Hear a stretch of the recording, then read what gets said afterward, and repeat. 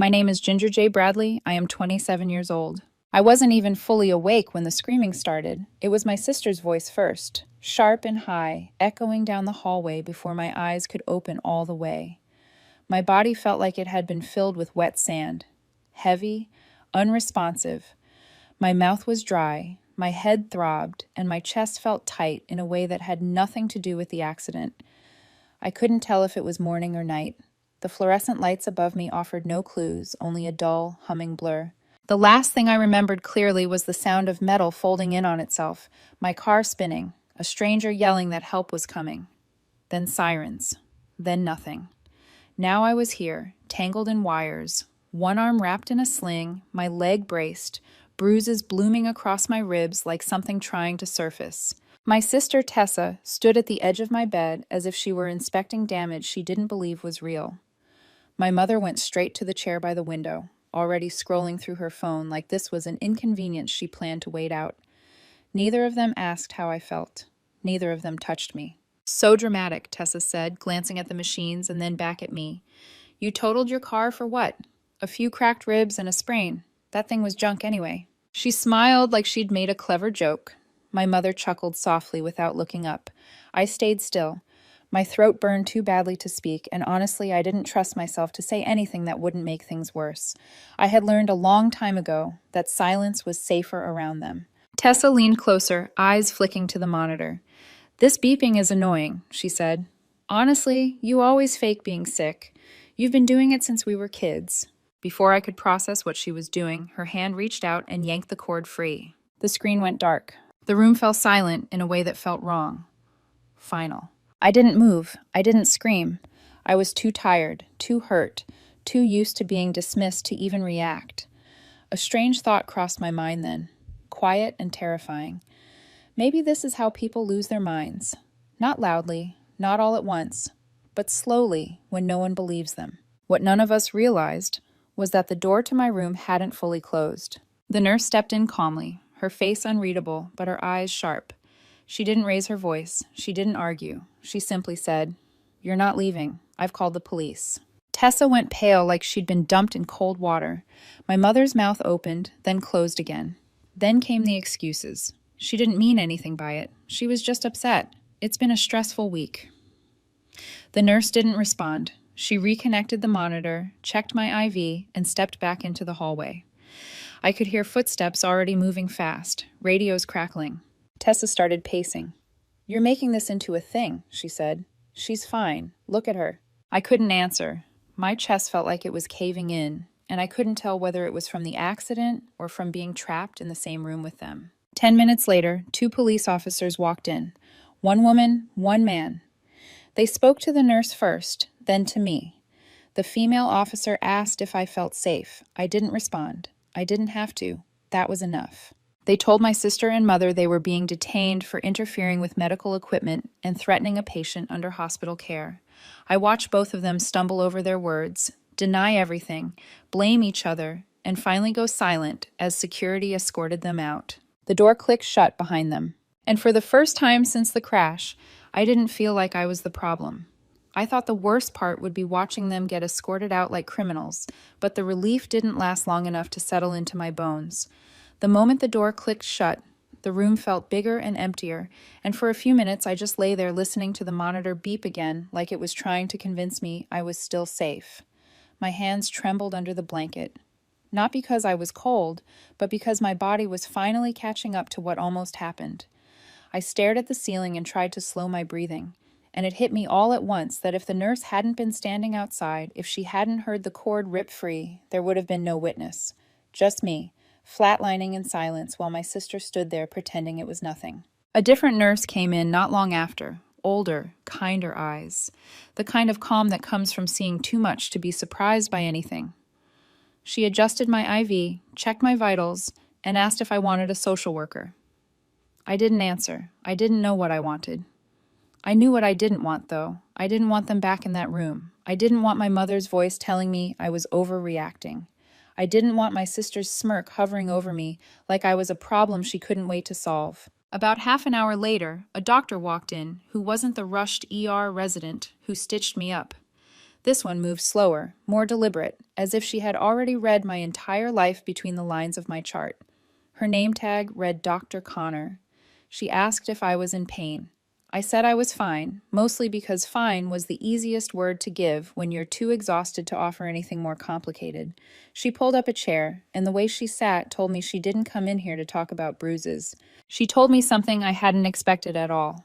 Apparently, what happened with the monitor wasn't the first time my sister had been flagged for inappropriate behavior in the hospital. While I'd been unconscious, Tessa had tried to access my chart by claiming she was my primary emergency contact. She was denied, but came back later and tried again with a different nurse. When that didn't work, she changed tactics. She started telling staff I had a long history of attention-seeking behavior. She tried to convince them I was exaggerating symptoms. She suggested my pain medication was unnecessary. Dr. Connor's voice stayed steady while she explained it, but I could hear the edge beneath it, like even she was struggling to keep professional distance. Then she mentioned my mother. She had been recorded on hospital cameras multiple times, rolling her eyes, making faces behind the nurses' backs, mocking the way I was breathing. Small gestures that would sound petty if you describe them out loud, except petty becomes dangerous when you're the one lying in a bed unable to defend yourself. The hospital had documentation. Witness statements, timestamps. Dr. Connor asked if I wanted to file a formal complaint. I stared at the wall while she spoke because anger wasn't what I felt. Anger would have meant I still believed this was new. What I felt was colder, like something in me was finally letting go of the hope that maybe, deep down, they cared. I'd spent years telling myself my sister was just sharp, my mother was just stressed, that they didn't mean it the way it sounded. That was the lie I kept alive to survive them. Now the hospital was telling me it wasn't a misunderstanding, it was a pattern. That night, I was moved to a quieter floor, away from the general ward, into a smaller room near the end of the hall. The nurse said it was standard for trauma patients, but I could see the truth in her eyes when she said it. This wasn't just recovery, it was protection. The hospital didn't trust my family, neither did I. When my phone was finally returned to me the next morning, it was inside a plastic bag with my wallet and watch. The battery was nearly dead, but when it powered on, it lit up like a warning sign. 32 missed calls, 17 voicemails, 6 texts in a row from Tessa, all sent around 3 in the morning, swinging between rage and panic. I can't believe you let them arrest us. Call me now before this gets worse. You're ruining everything. Each message got sharper, more desperate, as if the more she typed, the more she could force reality to bend back into place. My mother's messages were different, shorter, controlled. We didn't mean for it to go this far. Stop making this public. You're hurting the family. She kept using the word family like it was a shield, like it erased what happened the moment she said it. By noon, my Aunt Lorna called me crying. She said she'd heard something, not all of it, just enough to be scared. My mother had already called her, telling her I set them up, that I was making a scene in the hospital, that I was unstable and trying to ruin the family's name while I was doped up on pain meds. My aunt's voice shook as she asked me if any of it was true. I told her the truth, not even all of it, just the part about the unplugged monitor, the nurse hearing everything, the police coming in. I told her the doctor said it was documented. I told her I didn't even have the strength to argue, and that was the part that scared me the most, that they would do something like this when I couldn't fight back. There was a long pause on the line, and then my aunt said quietly, "Oh my God." Not like she was shocked, like she was finally seeing something she should have seen years ago. Later that day, my cousin Rachel texted me screenshots from the family chat. People were choosing sides already. Some relatives said I was doing too much. Some said I should have handled it privately. A few said Tessa was just emotional, and my mother was just worried. But there were also messages that made my stomach turn for a different reason. Relatives admitting they'd seen Tessa behave like this for years, and were just too polite to say anything. People confessing they knew my mother twisted stories and played victim, and they'd always ignored it because it was easier than dealing with her. That part hurt more than the accident. Because it meant I wasn't crazy. I wasn't imagining it. They knew. They all knew, and they let it keep happening because it was convenient. 2 days later, I was discharged. Still sore, still stiff, still sleeping in broken chunks. The hospital staff moved with a kind of careful awareness around me, like they didn't want to startle an animal that had been cornered too long. I didn't tell anyone which day I was leaving. I didn't post about it. I didn't answer my mother's calls. I thought secrecy would buy me a clean exit. It didn't. As a nurse wheeled me toward the entrance, I saw them waiting outside. Tessa leaned against the railing, staring at her phone like she was bored. My mother held a grocery bag with flowers and a cheap balloon that read, "Get well soon," smiling like nothing had happened. Like this was a misunderstanding that could be fixed with a soft tone and props. "We didn't mean for it to get so far," my mother said, stepping closer. I didn't respond. I didn't take the flowers. I didn't even slow down. The nurse's hands tightened on the wheelchair handles, and I felt her hesitation, like she was waiting for me to give permission for what came next. My mother walked alongside the chair anyway, half jogging to keep up, saying I was overreacting, that I was making a private issue public, that I was punishing them for one misunderstanding. Tessa smirked like she couldn't wait to tell the story later, like she was already rehearsing how she'd make herself look innocent. The nurse's face stayed neutral, but her eyes weren't. She had seen this dynamic before. She didn't look shocked. She looked tired. I got into the car without saying a word. They didn't follow me into it, but they stood there watching as I pulled away, and I could feel it in my chest, the certainty that the hospital had only been the beginning. They had been stopped in public. They had been embarrassed. And people like them don't accept embarrassment quietly. They retaliate. By the time I got home, I didn't unpack. My suitcase sat in the hallway like a warning. I moved from room to room, checking locks, pulling curtains, turning on lights even during the day. Every car that passed made my stomach tighten. Every silence felt like it was holding its breath. It wasn't paranoia, it was experience. And the first sign came in the form of a voicemail from my landlord. He said someone had called, asking about updates to my lease agreement. He hadn't thought much of it until the woman on the phone started pushing for a copy of my key. When he asked for ID verification, she hung up. He didn't get a name, but she said she was my sister. I didn't have to ask which one. I didn't call my sister back. I didn't call my mother either. I sat on the edge of my bed with the phone in my hand long after the landlord's voicemail ended, staring at the wall like it might explain how things had escalated this far. The hospital felt unreal now, like a sealed chapter I could pretend was over, but the call about my key told me something important. They weren't finished. They were just changing tactics. The next call I made was to my bank, then another bank, then the small credit union I barely used anymore, the one I'd opened years ago when my mother had hip surgery and I needed a shared account to cover her medical expenses. Back then, it felt practical, even loving. Now it felt like a trap I'd laid for myself and forgotten about. When I logged in and saw the balance, my stomach dropped. The joint account was down to $800 and change. It had been over $10,000 the last time I checked, maybe 3 months earlier. I refreshed the screen like the numbers might correct themselves. They didn't. There were withdrawals and transfers, 2 large ones spaced just far enough apart to avoid triggering a fraud alert. $3,000 here, $3,000 there.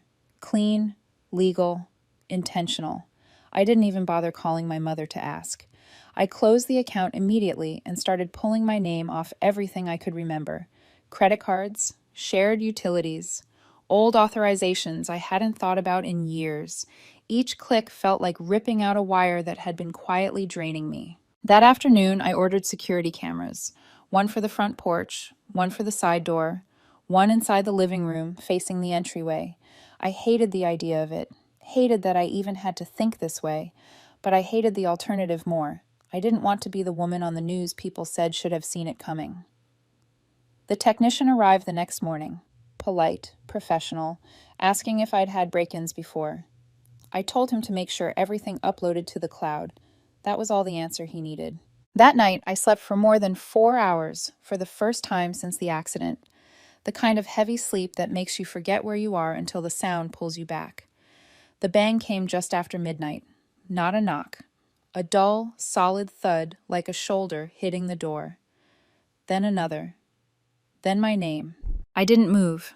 I stayed crouched behind the couch with my phone in my hand, already dialing. I recognized the voices immediately. Tessa first, loud and sharp, demanding I open the door. My mother closed behind her, calmer, controlled, telling me not to make this worse, that we could talk like adults, that I owed them that much. I didn't answer. The operator told me to stay where I was, not to engage, to wait. Through the live feed on my phone, I watched Tessa pace on the porch. At one point, she picked up a brick from the edge of the garden bed and weighed it in her hand. My chest went tight in a way I couldn't breathe through. She didn't throw it right away. She just held it, like she was deciding how far she was willing to go. The police arrived faster than I expected. No sirens, just headlights washing over the driveway. An officer stepped between them and my door without asking many questions. He told them to leave. They tried to act casual, like they were just checking on me, but they backed away when he didn't budge. They didn't go far. They sat in a car across the street for almost an hour, watching my house like they were waiting for something to change. That's when I called my Uncle Alan and my Aunt Lorna. I told them everything this time. Not the softened version, not the careful one. I told them about the hospital, the bank account, the landlord, the brick in my sister's hand. They didn't hesitate. They drove over that night with overnight bags. Like this wasn't a question, like it was a decision already made. My aunt went straight to the kitchen and started making tea. My uncle checked the locks without saying a word and told me he'd stay up for a while. The next morning brought a new kind of violation. I walked into the kitchen and stopped cold. The cabinet door hung crooked from one hinge, every dish inside shattered across the floor. It wasn't an accident. The window above the sink was forced open just enough to let in a hand or a tool. My aunt swept in silence while my uncle examined the frame, his jaw set in a way I'd never seen before. While they worked, my phone buzzed with an email that made my hands go numb. Subject line, confirmation of beneficiary change. It was from my life insurance provider. I hadn't logged into that account in years.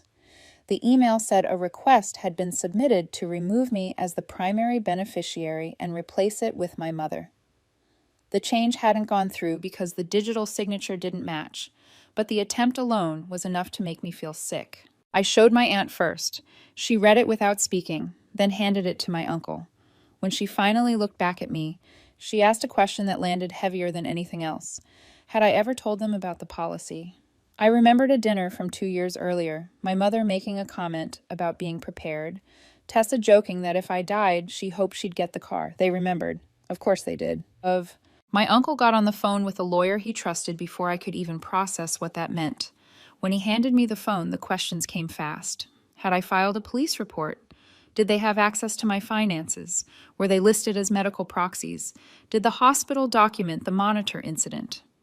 When I told him everything, there was a pause on the line, then a sentence that made my skin prickle.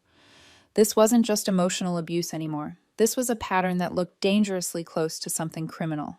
By the end of the day, every account I had was closed or moved. Locks were changed again. Extra bolts installed. My aunt texted relatives quietly, telling them not to share information if my mother or sister reached out. That night, my phone buzzed with another security alert. Motion detected at the front porch just after midnight. I opened the app and saw a man I didn't recognize standing just out of frame. Hoodie, jeans, phone to his ear. He paced slowly, then looked directly at my door and said my name, not shouting, not threatening, like he expected me to answer. I didn't move. I didn't breathe. He stayed 2 more minutes, then walked back to a car I didn't recognize and drove away. I didn't sleep after that. I just watched the footage on loop until my aunt came into the room and asked why I was still awake. When she saw the video, she didn't ask who he was. She just said quietly that we should have stopped them years ago. By morning, my uncle had already forwarded the footage of the man on my porch to the police and flagged it with the lawyer he'd contacted the night before. I gave a short written statement confirming I didn't know him, hadn't expected anyone, and hadn't shared my address with anyone outside of close family. The officer on the phone told me to keep my doors locked and not to engage if he returned. It didn't feel like a plan so much as a pause, but my uncle had something else in mind. He called a meeting, not with the people causing the chaos, but with the ones who mattered. 3 of his siblings, 2 cousins, and 1 business partner met us that afternoon in my aunt's living room. I sat on the edge of the couch, wrapped in a blanket that still smelled like hospital disinfectant, while my uncle laid everything out piece by piece. The hospital report, the unplugged monitor, the attempt to access my medical records, the drained joint account. the life insurance beneficiary change, the man at my door who knew my name. Each detail landed heavier than the last. No one interrupted him. No one tried to soften it. What shocked me wasn't that he had records. It was that he wasn't the only one. My cousin Abby admitted my mother had called her days earlier, asking if she knew how much I might have inherited from our grandfather. There was no inheritance, just assumptions, but hearing it said out loud made my stomach twist. Someone asked if we thought the man on my porch had been sent to scare me. I said I didn't know, only that he looked calm, too calm. That was when the room went quiet. My uncle didn't raise his voice. He didn't dramatize. He simply made a few calls. By evening, the process had started to remove both my mother and Tessa from the family business account, an LLC they had no real role in, but still collected dividends from. He also froze the small trust our grandfather had set up for family emergencies, the one they'd dipped into for years using guilt and stories about needing help. He told me to stop worrying, that it was being handled, but I could see the strain in his face. He knew this wouldn't end cleanly. He was right. That night around 8:45, they showed up again. No warning, no apology. My mother held a folder like it proved something. Tessa pushed past the threshold before anyone could stop her. They weren't there to talk. They were there to reclaim control. My mother accused me of poisoning the family, of exaggerating everything to play the victim. Tessa knocked over a lamp and said I was turning everyone against them. When my aunt told them to leave, my mother snapped that she was just trying to take my money too. That was when my uncle stepped forward. He didn't shout. He didn't threaten. He said one sentence, calm and clear, loud enough for everyone to hear. If you say one more word, I will have you cut out of every remaining contract, every asset, every dollar tied to this family. My mother froze. Tessa opened her mouth, then stopped when my uncle raised a finger and said, "No more. We're done protecting you from yourselves." He turned to me and asked a question no one had ever asked me before. "Do you want them here?" I said no. And for the first time in my life, someone listened. They were told to leave or the police would be called again. My aunt stood between me and the door until they backed out. No screaming, no tears, just two people realizing the one thing they valued most, access, was gone. That night, I slept on the couch while my aunt made tea and my uncle changed the locks again, even though they'd never had keys. I stared out the window for a long time, not because I expected them to return, but because I finally believed they might not. The fear didn't vanish overnight. Even after they were gone, even after the locks were changed and the house finally went quiet, my body stayed braced like something else was coming. Safety felt temporary, like a thin sheet stretched over something fragile. I slept, but lightly.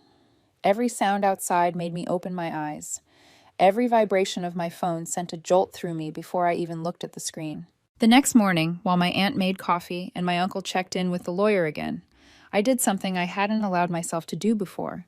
I opened my laptop and started looking up apartments in other cities. Not nearby ones, not places my mother might accidentally pass through. Quiet cities, smaller ones, places where no one knew my last name and no one had expectations of me. I didn't tell anyone I was doing it. Not yet. Just scrolling felt like a form of breathing. By the end of the week, the restraining order paperwork was filed. The hospital documentation was attached. Police reports were cross-referenced. My lawyer explained it all in calm, careful language, but the meaning underneath was unmistakable.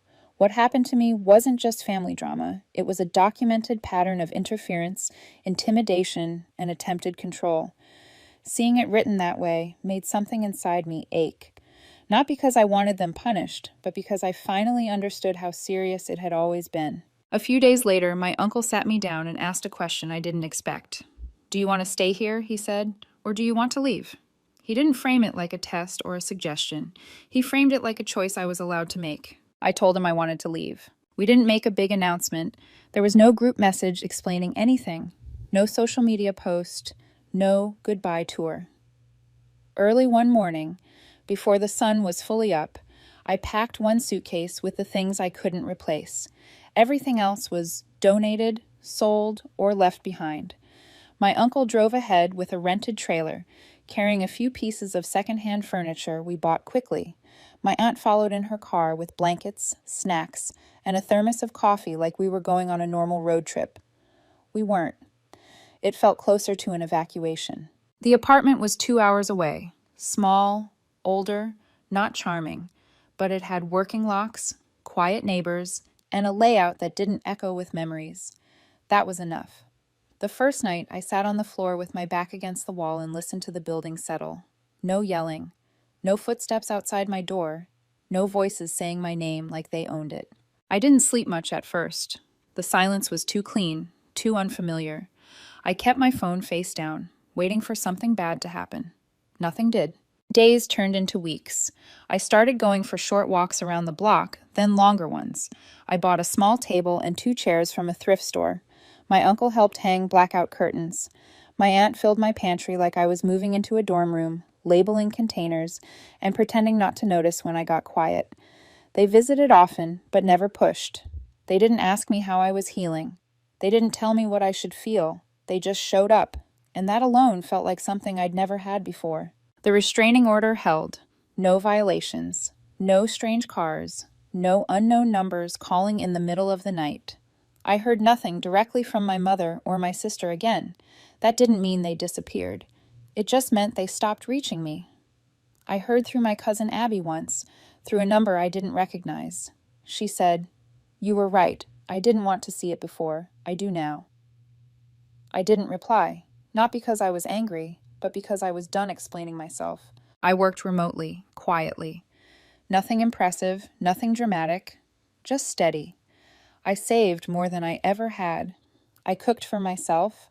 I learned which grocery store had the best bread. Some days were still heavy. Grief doesn't vanish just because danger does. I grieved the idea of a mother who protected me, a sister who didn't compete with me, a family that didn't treat love like leverage. That grief came in waves, but it passed. It always passed. One evening, my aunt and I sat on the small balcony drinking tea. She looked out over the parking lot and asked if I was happy. I didn't answer right away. Happiness felt like too big a word. But I told her I felt like myself for the first time in a very long time. Not the version of me that stayed quiet to survive. Not the one who absorbed blame to keep peace. Just me. And that was enough. I stopped wondering what version of the story they were telling other people. I stopped caring. What mattered was that they didn't know where I lived, who I worked for, or who I was becoming. The silence that once terrified me now felt like space. Real space. The kind you can grow into. I am Ginger J. Bradley, and for the first time in my life, I am safe.